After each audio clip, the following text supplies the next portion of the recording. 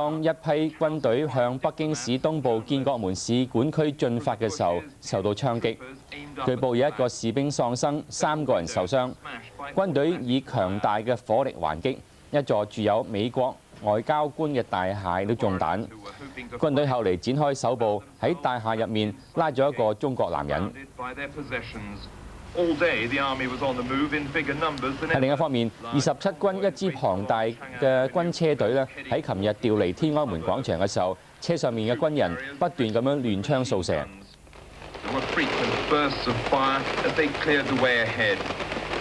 街道兩旁一啲群眾被擊中，有4個人死亡。其中一個包括咧係揸單車經過嘅少年學生。至於琴日軍隊調動嘅情況呢，就由蕭陽文報導。喺進出天安門廣場嘅長安大街，好多軍隊嘅調動。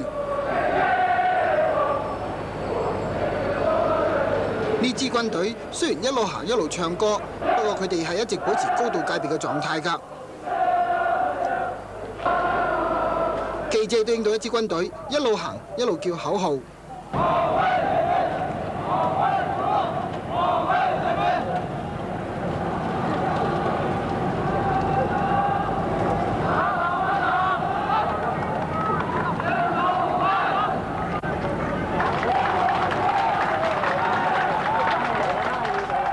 另外，外國記者係拍攝到一支手持紅臂章嘅軍隊。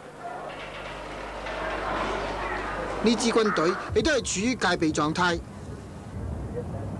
而 CBS 嘅攝影隊喺拍攝軍隊離開天安門廣場嘅時候，就俾人開槍射擊。CBS 嘅另一支攝影隊就拍攝到軍隊包圍建國門使館區嘅情形。目擊者話，軍隊入屋拉咗一個華人。無線電視記者蕭若文報導。